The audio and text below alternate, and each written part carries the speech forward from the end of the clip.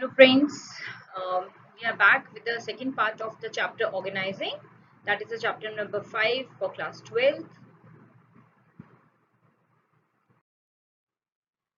In this part, we will be discussing the organizational structure. Actually, organizational structure is a bit complicated topic. जब मैं student थी तो मुझे बहुत problem आती थी इस टॉपिक को करने में, तो इसीलिए अब मैंने यही सोचा कि बीइंग अ टीचर मैं आपके लिए इतनी सिंपल प्रेजेंटेशन कर दूं, एग्जाम्पल के साथ इसको क्लियर कर दूं कि आपको मतलब विद इन 15 मिनट्स ये टॉपिक जो है पूरा क्लियर हो जाए, राइट। तो मैं पूरी कोशिश करूंगी कि मैं ये टॉपिक आपको अभी इस क्लास में क्लियर कर दूं। बस आपको अटेंटिवली सुनना है और दोबारा इस वीडियो को देख के इसके नोट्स भी बनाने हैं इसमें से। तो मैं पूरी कोशिश करूंगी to make this topic clear to all of you. So we start with the meaning and definition of organizational structure. Organization structure होता क्या है? Organizational structure can be defined as network of job position, responsibility and authority at different level. पहले हम इस line की बात करते हैं कि इसका मीनिंग क्या हुआ। मैं आपको एक बहुत सिंपल सा एग्जांपल दूंगी जिससे बहुत क्लियर हो जाएगा आपको ये topic. For example we are हम ह्यूमन बीइंग है, हमारी बॉडी में क्या है, स्केलेटन है, राइट। और ये स्केलेटन का रोल क्या है, ये हमारी बॉडी को एक शेप देता है, ठीक है। तो ये स्केलेटन की वजह से हमारी बॉडी को शेप मिलती है। तो ऐसे ही बिजनेस ऑर्गेनाइजेशन को भी शेप मिलती है ऑर्गेनाइजेशनल स्ट्रक्चर से। जब हम कोई बिजनेस करते हैं तो उसका एक स्ट्रक्चर होना चाहिए, यानी कितने मैनेजर्स हम हायर करेंगे, कि उन मैनेजर्स के नीचे कितने लोग अंडर काम करेंगे, सुपीरियर सबऑर्डिनेट्स क्या होंगे, सुपीरियर के पास कितनी अथॉरिटीज होंगी, वो किस किस को कमांड करेगा, ये सब चीजें आती हैं हमारे ऑर्गेनाइजेशनल स्ट्रक्चर, राइट। तो ऑर्गेनाइजेशनल स्ट्रक्चर में जो डिसाइड करता है वो फैक्टर होता है स्पैन ऑफ मैनेजमेंट। ये स्पैन ऑफ मैनेजमेंट जो है ये कभी कभी एमसीक्यू में या शॉर्ट क्वेश्चंस में पूछा जाता है। तो span of management means how many employees can be effectively manage by one person या वन मैनेजर। एक मैनेजर अपने अंडर कितने लोगों को इफेक्टिवली कंट्रोल कर सकता है, उसे हम बोलते हैं स्पैन ऑफ मैनेजमेंट। जैसे एक teacher, the ideal ratio of a class students and teacher is 1:25, यानी एक टीचर जो है 25 बच्चों को at one time effectively handle कर सकती है। ऐसे ही मैनेजर और उसके जो टीम है, सबऑर्डिनेट है, उनका भी एक रेशियो होता है और उस रेशियो को बोलते हैं स्पैन ऑफ मैनेजमेंट। कंपनीज बड़ी बड़ी होती हैं, उनके वर्क कॉम्प्लिकेटेड होते हैं। नॉर्मली स्पैन ऑफ मैनेजमेंट जो होता है वो एक से लेकर ज्यादा 6-7 सबऑर्डिनेट तक होता है, यानी एक मैनेजर के अंडर नॉर्मली 6 to 7 पीपल जो है वो काम करते हैं, राइट। तो स्पैन ऑफ मैनेजमेंट मतलब एक मैनेजर कितने लोगों को हैंडल करता है, इसे हम बोलते हैं स्पैन ऑफ मैनेजमेंट। तो ऑर्गेनाइजेशन स्ट्रक्चर क्लियर है। ऑर्गेनाइजेशन स्ट्रक्चर का मतलब है अपनी ऑर्गेनाइजेशन के लिए एक स्ट्रक्चर बना लेंगे हम, जिसमें हम सारी एक्टिविटीज परफॉर्म करेंगे। जैसे हमारे हमारे जो ऑर्गेनाइजेशन है उसमें कितने जनरल मैनेजर्स होंगे, कितने डिपार्टमेंट मैनेजर्स होंगे, उन डिपार्टमेंट मैनेजर्स के अंडर कितने लोग काम करेंगे, ये हमारा होता है organizational structure. Network of job positions, उनकी रिस्पॉन्सिबिलिटीज, उनकी अथॉरिटीज क्या होंगी, ये सब कुछ डिफाइन होगा हमारे organizational structure. I hope the meaning of organization structure is clear.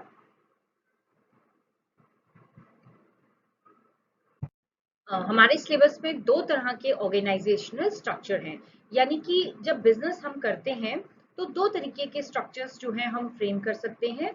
The first is functional structure.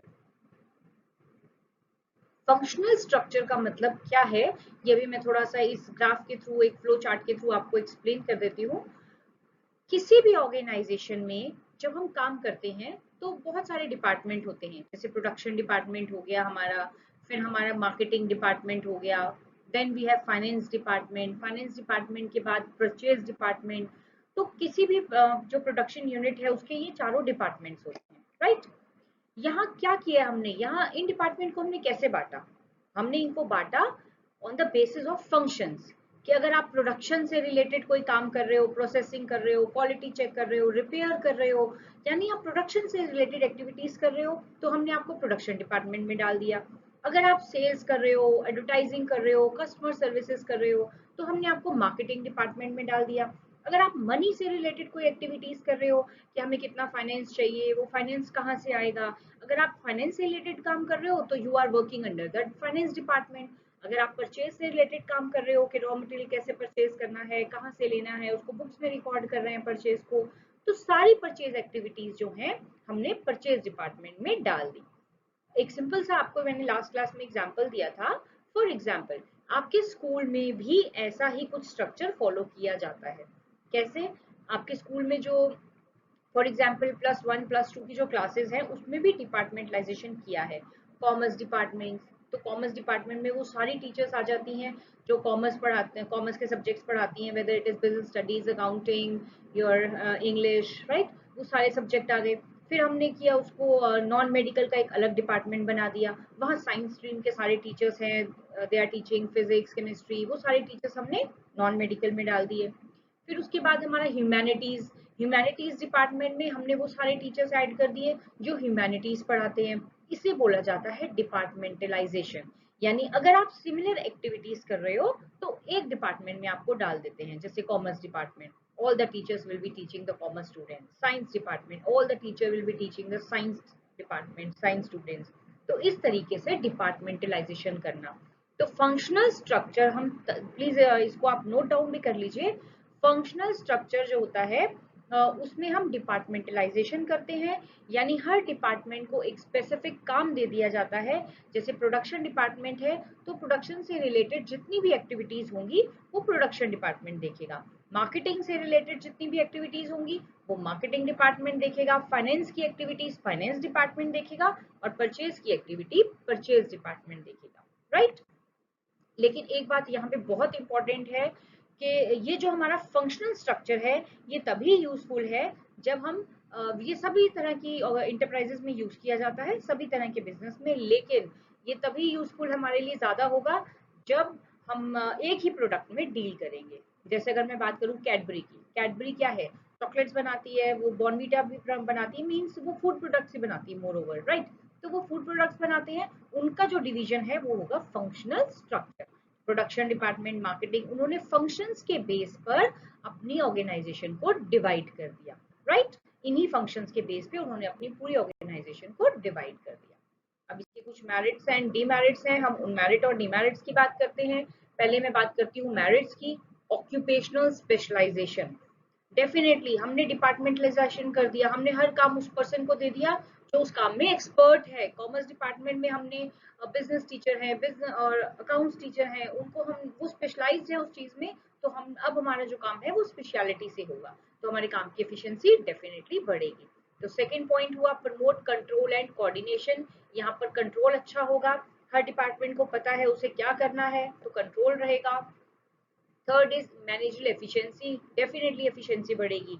हर इंसान को पता है उसे क्या करना है, एक ही काम कर करके वो स्पेशलाइज्ड हो चुका है, और जब आप किसी काम को बार बार करते हैं स्पेशलाइजेशन होगा तो एफिशिएंसी आपकी बढ़ेगी। Next is minimum duplication of efforts, हर किसी का काम अलग है।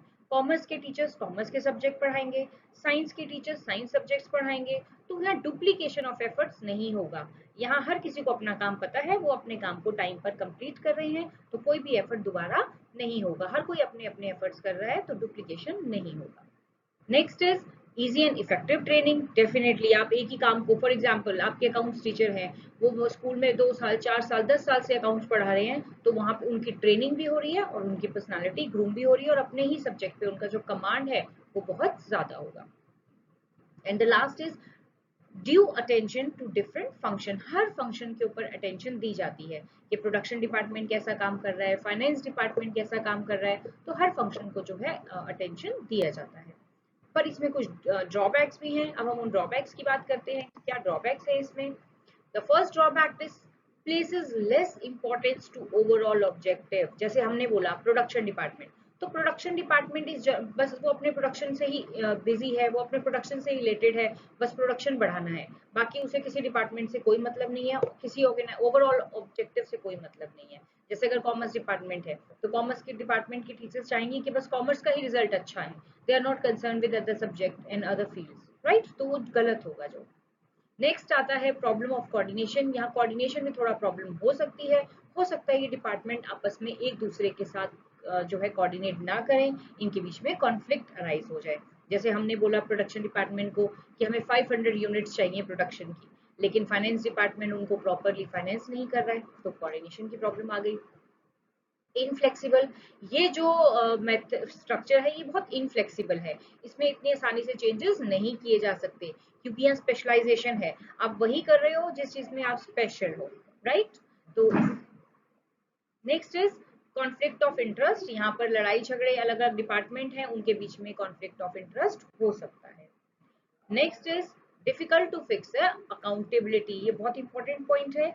मान लीजिए कि अगर यहाँ पे हमारा जो प्रोडक्शन ऑब्जेक्टिव है ऑर्गेनाइजेशन की वो अचीव नहीं हुए, तो हर डिपार्टमेंट दूसरे डिपार्टमेंट को ब्लेम करेगा। हम किसी के ऊपर अकाउंटेबिलिटी फिक्स नहीं कर सकते, रिस्पॉन्सिबिलिटी नहीं डाल सकते। प्रोडक्शन कहेगा फाइनेंस ने गलती कर दी, फाइनेंस कहेगा मार्केटिंग ने गलती कर दी, तो it is very difficult to fix the accountability, right? So this kind of structure is suitable for the concern or in business that is producing only single product. ये उन्हीं के लिए यूजफुल है जो सिंगल प्रोडक्ट बना रहे हैं और उन्होंने इसको डिविजन्स के बेसिस पे बांट दिया। आई hope this is clear. The next is divisional structure. दूसरा स्ट्रक्चर आता है डिविजनल स्ट्रक्चर। बच्चे अभी हमने बात की कि हमने आपके स्कूल की बात की कि आपके स्कूल की कोई ब्रांच नहीं है, एक ही स्कूल है आपका, और स्कूल में आपने फंक्शंस के बेसिस पे टीचर्स को डिवाइड कर दिया। जो कॉमर्स स्ट्रीम के टीचर्स हैं उनको कॉमर्स डिपार्टमेंट में डाल दिया, जो ह्यूमैनिटीज के हैं उनको ह्यूमैनिटीज में डाल दिया, साइंस को अलग डिपार्टमेंट बना दिया आपने। लेकिन अगर हमारी फर्म का साइज, हमारे बिजनेस का साइज बहुत बड़ा है और हम बहुत सारे प्रोडक्ट्स बना रहे हैं, तो उस केस में हमारे लिए फंक्शनल जो होगा वो सूटेबल नहीं होगा, फिर हमें करना पड़ेगा डिविजनल स्ट्रक्चर। मैं आपको एक छोटा सा एग्जांपल देती हूँ। मान लीजिए आप डीएवी इंस्टीट्यूट की मैं अगर बात करूँ, तो डीएवी इंस्टीट्यूट में जो है उसके अंदर बहुत से, उसके अंदर स्कूल्स भी आते हैं, राइट। उसके अंदर बहुत सारी यूनिवर्सिटीज भी, डीएवी के कॉलेजेस भी हैं, यूनिवर्सिटी है उसकी। तो अब ये क्या है, यहाँ पे कॉलेजेस भी हैं, यूनिवर्सिटी भी है, तो फंक्शनल जो है पहले यहाँ काम नहीं करेगा, यहाँ हमें करना पड़ेगा डिविजनल स्ट्रक्चर। यानी अगर हमारा बिजनेस एक से ज्यादा प्रोडक्ट बना रहा है, तो हमारा जो स्ट्रक्चर होगा वो होगा डिविजनल स्ट्रक्चर। इसकी आइडेंटिफिकेशन है कि अगर आप एक से ज्यादा प्रोडक्शन प्रोसेस में इन्वॉल्व हैं, ज्यादा चीजें बना रहे हैं आप, तो आपका जो फंक्शनल स्ट्रक्चर होगा वो डिविजनल होगा, राइट। जैसे एग्जाम्पल हम लेते हैं, मैंने यहाँ पे बहुत सिंपल समझाने के लिए एक रिलायंस कंपनी का एग्जाम्पल लिया है, राइट। रिलायंस कंपनी की अगर मैं बात करूँ, तो Reliance company is into textile, वो कपड़ा भी बनाती है, विमल जो ब्रांड है वो एक्चुअली रिलायंस का ही है। फिर रिलायंस कंपनी जो है वो रिटेल में भी है, आपने देखा होगा रिलायंस फ्रेश के स्टोर रूम है, रिलायंस मार्ट है, ये रिटेल में भी है। फिर रिलायंस कंपनी के जो पेट्रोलियम भी इसके पेट्रोल पंप भी हैं, आपने शायद देखा होगा। फिर रिलायंस कंपनी टेलीकॉम में भी है, राइट। ये लोग डिश भी ऑफर करते हैं और सिम्स, फोन वगैरह, फोन सर्विसेज, नेट सर्विसेज भी प्रोवाइड करते हैं। तो ये सारे काम करती है रिलायंस कंपनी, राइट। अब आप अगर हम देखा जाए तो इतने सारे प्रोडक्ट्स वो बना रही है, टेक्सटाइल, रिटेल, पेट्रोलियम, टेलीकॉम। तो यहाँ पे क्या हुआ, पहले हमने उसको डिवीजन के बेसिस पे बांट दिया, प्रोडक्ट के बेसिस पे बांट दिया। फर्स्ट केस में फंक्शनल स्ट्रक्चर में हमने फंक्शन के बेसिस पे बांटा था, क्योंकि साइज छोटा था। यहाँ साइज बहुत बड़ा है, यहाँ काम बहुत ज्यादा हो रहे हैं, यहाँ हम बहुत सारी सर्विसेज और गुड्स को प्रोड्यूस कर रहे हैं, इसीलिए हमने प्रोडक्ट के बेसिस पे हमने जो है अपने रिसोर्सेज को बांट दिया। अब हमने टेक्सटाइल को अलग कर दिया, रिटेल को अलग कर दिया, पेट्रोलियम को अलग कर दिया और टेलीकॉम को अलग कर दिया। अब हर प्रोडक्ट जो है उसका एक अलग डिपार्टमेंट है और उस डिपार्टमेंट के अंडर फंक्शनल स्ट्रक्चर है। अगर आप ध्यान से देखेंगे हम, तो टेक्सटाइल डिपार्टमेंट के अंडर जो है वो प्रोडक्शन, परचेज, मार्केटिंग, फाइनेंस अलग डिपार्टमेंट है, यानी कि डिविजनल के अंडर भी फंक्शनल है। यानी हमने प्रोडक्ट के बेस पे पहले डिवाइड कर दिया और फिर उस डिविजन्स में फंक्शनल जो स्ट्रक्चर है उसको फॉर्म किया। तो अब टेक्सटाइल का अलग डिपार्टमेंट हो गया, रिटेल अलग हो गया, सब एक अलग अलग यूनिट की तरह काम करेंगे। इसे बोला जाता है डिविजनल स्ट्रक्चर। और ये वहां बनाया जाता है जहां हम डाइवर्स प्रोडक्ट्स में डील कर रहे हैं, जहां हम बहुत सारी चीजें बना रहे हैं। जैसे नेस्ले है, तो नेस्ले भी बहुत सारे प्रोडक्ट्स जो है वो बनाती है, वो पेट फूड भी बनाती है, वो मिल्क प्रोडक्ट्स भी बनाते हैं, राइट। तो वहां पर ये फॉलो होगा डिविजनल स्ट्रक्चर। आई होप ये ग्राफ आपको क्लियर है। डिविजनल स्ट्रक्चर के भी कुछ मेरिट्स और डीमेरिट्स हैं। पहले हम इसके मेरिट्स की बात करते हैं। प्रोडक्ट स्पेशलाइजेशन, वहाँ फंक्शनल स्ट्रक्चर में हमारा फंक्शन स्पेशलाइजेशन था, वहाँ हम प्रोडक्शन में स्पेशलाइज थे, यहाँ हम प्रोडक्ट में स्पेशलाइज्ड हैं, राइट। तो यहाँ हर पर्सन को वो काम में वो प्रोडक्ट मिलेगा जिसमें वो स्पेशलाइज्ड है। फिर हमारा फास्ट डिसीजन मेकिंग, यहाँ हर डिपार्टमेंट जो है वो इंडिपेंडेंट है। जैसे टेक्सटाइल है तो टेक्सटाइल के सारे डिसीजन टेक्सटाइल मैनेजर्स खुद लेंगे, तो डिसीजन जो है वो फास्ट होंगे। थर्ड इज अकाउंटेबिलिटी, यहाँ अकाउंटेबिलिटी, अकाउंटेबिलिटी का मतलब होता है जवाबदेही, आंसरेबिलिटी। तो यहाँ हमें पता चल जाएगा कि मान लीजिए मेरे 4 डिपार्टमेंट है, टेक्सटाइल है, पेट्रोलियम है, तो मुझे पता है कि मेरा टेक्सटाइल बहुत अच्छा काम नहीं कर रहा है, तो हम एक प्रोडक्ट को इजिली अकाउंटेबल, मतलब we can hold them accountable कि भैया तुम्हारा डिपार्टमेंट अच्छा क्यों नहीं कर रहा, राइट। ये प्रॉब्लम फंक्शनल में थी, डिविजनल का ये मेरिट है कि यहाँ हम अकाउंटेबिलिटी, हमें पता चल जाएगा कौन अच्छा कर रहा है कौन अच्छा नहीं कर रहा। नेस्ले की मैगी बहुत अच्छा कर रही है, नेस्ले की चॉकलेट अच्छा नहीं कर रही है, वो उसकी सेल बहुत कम है मार्केट में, तो अकाउंटेबिलिटी फिक्स हो गई कि भैया ये डिपार्टमेंट अच्छा नहीं कर रहा। तो डिविजनल में अकाउंटेबिलिटी फिक्स करना इजी होता है, यानी हमें पता चल जाता है कौन अच्छा कर रहा है कौन अच्छा नहीं कर रहा। नेक्स्ट इज फ्लेक्सिबल, ये बहुत फ्लेक्सिबल है। यहाँ पे मान लीजिए हमें नया प्रोडक्ट अगर लॉन्च करना है तो हम पूरी बिजनेस यूनिट के बाकी प्रोडक्ट्स को इफेक्ट नहीं करेंगे, इजिली हम एक प्रोडक्ट लॉन्च कर सकते हैं। And the last is expansion and growth, इसका जो एक्सपेंशन और ग्रोथ है वो भी बहुत इजीली हो सकता है, नए प्रोडक्ट्स हम लॉन्च कर सकते हैं इजीली। अब हम इसके डीमेरिट्स की बात करते हैं। नेचुरल बात है, जब आपके इतने सारे प्रोडक्ट्स हैं, इतने सारे आपने प्रोडक्ट के बेसिस पे डिपार्टमेंटलाइजेशन किया है, तो आपको पैसा भी ज्यादा चाहिए, तो ये महंगा है। More resources are required means more money is required, it is expensive. Second है product focus department. Product focus department का मतलब है कि हर डिपार्टमेंट का जो फोकस होता है वो सिर्फ अपने प्रोडक्ट के ऊपर होता है, right. Product focus department. Next is conflict, यहाँ भी कॉन्फ्लिक्ट होने के चांसेस ज्यादा रहते हैं। हो सकता है कि अलग अलग डिपार्टमेंट जो है वो रिसोर्सेज को लेकर उनके बीच में झगड़ा हो जाए, तो कॉन्फ्लिक्ट के चांसेस हैं। यहाँ कॉस्ट ज्यादा हो जाती है, as we have already discuss कि ये बहुत महंगा है, फर्म की कॉस्ट बढ़ जाती है। तो लास्ट में हम यही कहेंगे, ये उन कंपनीज के लिए, उन फर्म्स के लिए सूटेबल है जो मल्टी प्रोडक्ट्स का प्रोडक्शन करती है, राइट। जो जैसे रिलायंस हमने बात की कि वो टेलीकॉम में भी हैं, वो पेट्रोलियम में भी हैं, वो मल्टीपल गुड्स प्रोड्यूस कर रहे हैं, तो उनके लिए जो स्ट्रक्चर है वो डिविजनल स्ट्रक्चर है। इनका डिफरेंस बहुत इंपॉर्टेंट है, आई होप कि अब आप डिफरेंस कर पाओगे। अगर हम 3-4 डिफरेंसेस की बात करें, अगर हम थोड़ा सा रिमाइंड करें, तो डिफरेंसेस, अगर पहला डिफरेंस तो accountability. First difference is basis of formation, it is formed on the basis, ये फंक्शंस के बेसिस पे बनाया जाता है, whereas divisional is formed on the basis of product के बेसिस पे, राइट। सेकेंड, अकाउंटेबिलिटी, फंक्शनल में किसी को भी you can not held anybody responsible, अगर काम नहीं हुआ तो किसकी गलती है हमें नहीं पता चलेगा, पर जबकि डिविजनल में हमें इजीली पता चलेगा कि कौन काम कर रहा है कौन काम नहीं कर रहा। अमूल की जैसे हमने बात की कि कुछ प्रोडक्ट बिक रहे हैं कुछ नहीं बिक रहे हैं, तो हमें पता चल जाएगा कि कौन से नहीं बिक रहे हैं। तीसरा, इकोनॉमिकल, यानी फंक्शनल जो है वो सस्ता है क्योंकि छोटा है उसका स्केल, जबकि हमारा डिविजनल स्ट्रक्चर है वो बहुत महंगा है, इसमें कॉस्ट ज्यादा होती है क्योंकि ज्यादा लोग हैं, ज्यादा डिपार्टमेंट्स हैं, तो एक्सपेंसिव है। मैनेजर्स का डेवलपमेंट जो है फंक्शनल में नहीं होता क्योंकि वो एक ही काम कर रहे हैं, बस उनकी जो स्किल्स हैं वो सिर्फ एक ही काम को लेकर बढ़ रही हैं, जबकि मैनेजर जो है वो डिविजनल स्ट्रक्चर में मल्टीपल फंक्शंस करते हैं, तो उनकी स्किल्स जो है ज्यादा इनहेंस होती हैं। Specialization, it brings functional specialization, यहाँ हर कोई अपने फंक्शन में स्पेशलिस्ट है, राइट।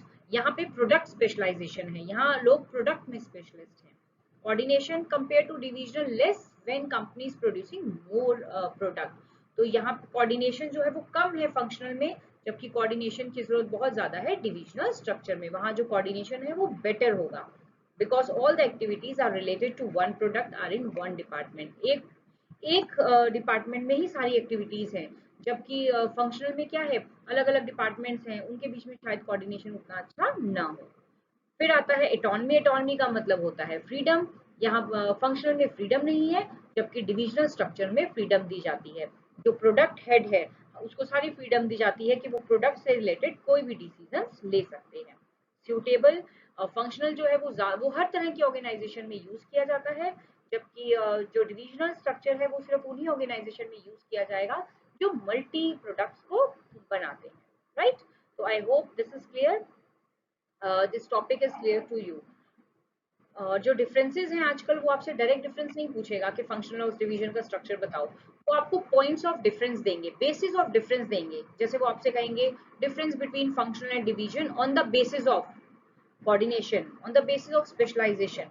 तो इसीलिए आपको हर पॉइंट को पढ़ना बहुत जरूरी है। I hope the topic is clear to you.